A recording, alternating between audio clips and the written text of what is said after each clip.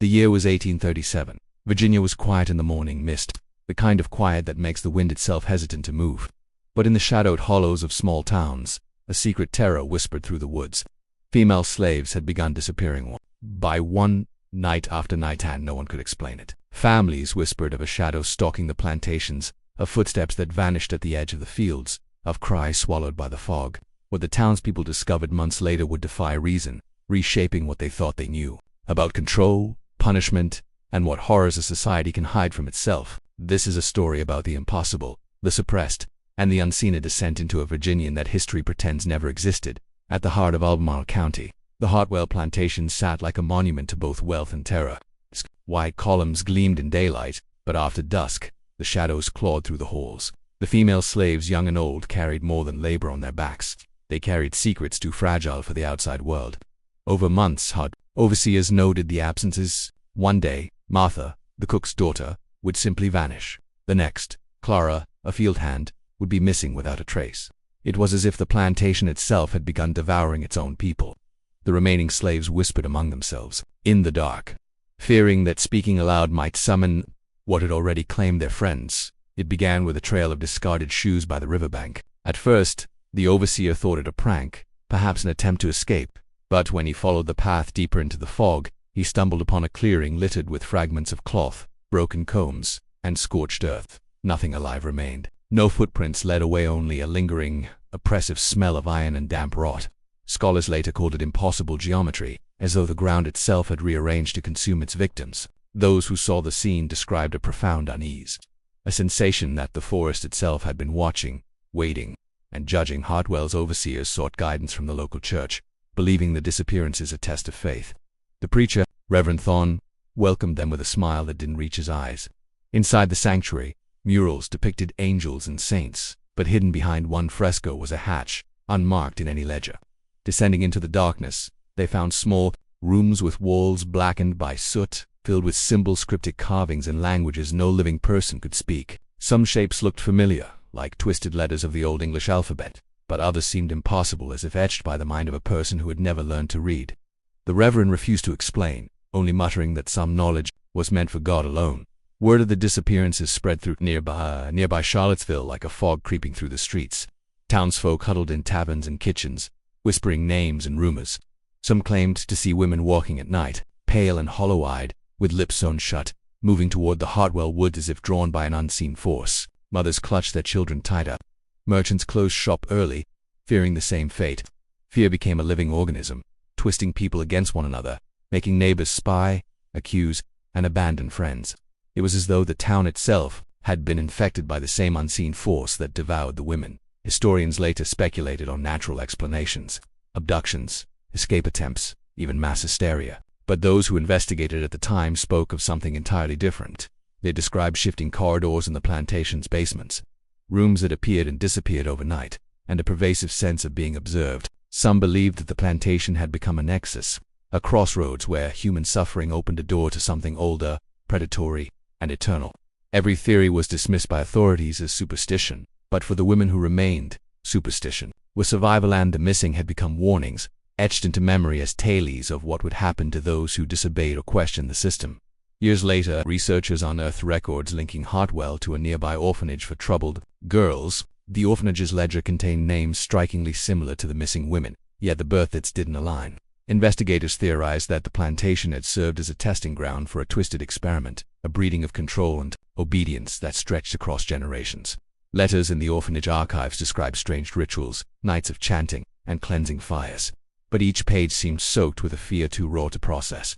The truth was buried so deeply that even those complicit in the crimes would later claim amnesia. One by one, entire families vanished. A neighbor reported the Hawkins family absent, leaving meals uneaten, livestock unfed, and windows open to the wind. Search parties found no bodies, no tracks, only a residual feeling of cold and unease that drove men to madness. Some whispered that the women were never taken, they had become part of the land, transformed by something ancient that fed on despair. Families who stayed behind reported hearing whispers from the fields at night, the faint sound of singing in a language that had died long before America existed. Those who survived described dreams that weren't dreams, visions of their missing neighbors trapped in endless corridors, forced to repeat tasks until their bodies melted into walls. Children awoke screaming of shadows that reached through walls. Men swore the trees bent toward them at night, whispering secrets in languages their minds refused to hold. Psychiatric records, where they existed, noted severe no medication, no prayer, could soothe the collective trauma. The plantation had altered reality itself, leaving scars on memory, on psyche, and on history. In 1842, an agent from Richmond arrived, claiming he would get to the bottom of the disappearances. He brought with him instruments, charts, and an unwavering determination to impose logic on the irrational. Yet even he could not reconcile the evidence. Walls shifted overnight, symbols appeared freshly etched in stone, and the very air hummed with unnameable frequencies. He documented his findings meticulously, but his reports were suppressed, locked away in a state's archive that would remain undiscovered for decades. His final entry: "I see now that the plantation is not a place, it is an organism. It feeds, waits, judges." Long after the disappearances, the oldest residents spoke of the keeper, a shadowed figure with a lantern that roamed fields at night. They said the keeper demanded obedience and punished curiosity. Some claimed that the keeper was human once, a twisted soul corrupted by generations of secrets. Others insisted it had always existed, a sentinel of the land, invisible to authority, but visible to those who feared too much. Oral histories described women bound not in chains but in fear itself, held captive by ritual, memory, and land that refused release. The symbols carved in walls, floors, and trees were eventually discovered by cryptographers in the 20th century. They appeared to be a hybrid of alphabets, fragments of African dialects, Cherokee and arcane European scripts, interwoven into spirals and loops. Experts believed the language was intended to confuse and disorient, a psychic net designed to trap attention and memory. One cryptographer noted, "Reading the symbols is like reading a scream, a living consciousness pleading for freedom." The plantation itself seemed to have absorbed these languages, breathing them into its very timbers, feeding on the terror they encoded. Investigators later uncovered correspondence linking Hartwell to children removed from surrounding counties. Some reportedly disappeared into orphanages. Letters implied a system of social control, one in which female bodies were the currency for maintaining power. The orphans wrote of shadowed corridors, rituals with masks and mirrors, and lessons in obedience and silence. The plantation had become a laboratory, a crucible for fear that would ripple outward, leaving scars not only on those taken but on generations who remained. Uncertain of what had truly occurred, Charlottesville's elites knew more than they admitted. Diaries reveal a silent complicity. Land deeds, charitable donations, and church sponsorships were all used to cover disappearances. Fear ensured silence, but it also bound a social hierarchy to ritual, control, and suppression. Gossip became surveillance. Obedience became a currency.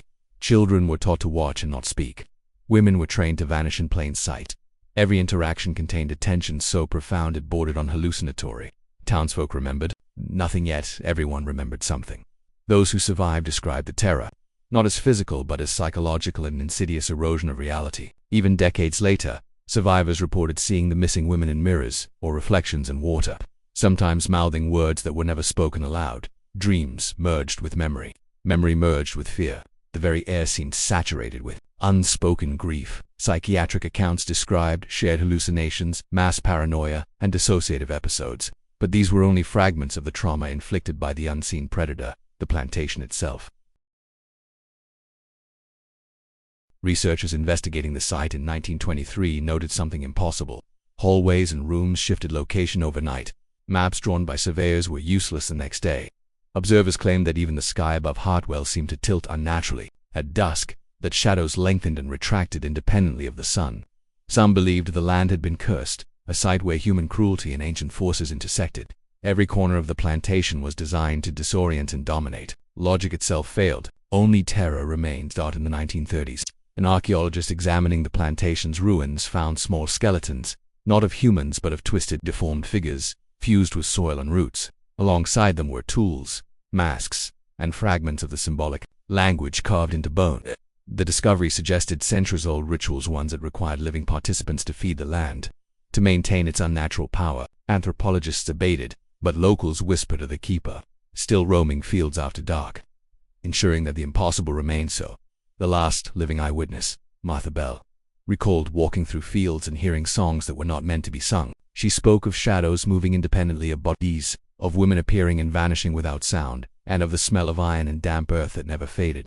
Her testimony, recorded in 1948, ends abruptly. "I looked away for a moment, and, when I looked back, the land was different. The trees, they had swallowed the girls, and they are still there." Her words became legend, a chilling echo of what had been endured and what still lurked unseen. Hartwell Plantation was burned in 1951, ostensibly by accident, but locals swore the fire smelled wrong, like sulfur mixed with burnt flesh. Ruins remained, and the land never recovered its former fertility. Folklore spoke of vanishing women, of restless spirits, and of an evil that could not be destroyed. Scholars have since ignored the case, dismissing it as myth, but whispers persist. A photograph taken in 1963 shows faint, ghostly figures in a clearing, faces indistinct but eyes unmistakably human. Virginia's forgotten shadows remain in the collective memory, in whispers and in the soil itself. The women who vanished are neither alive nor fully dead.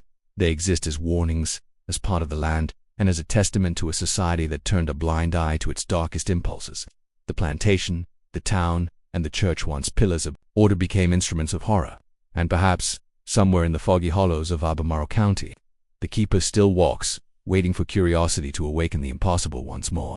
The horror is not just in what was done, but in what we pretend never happened.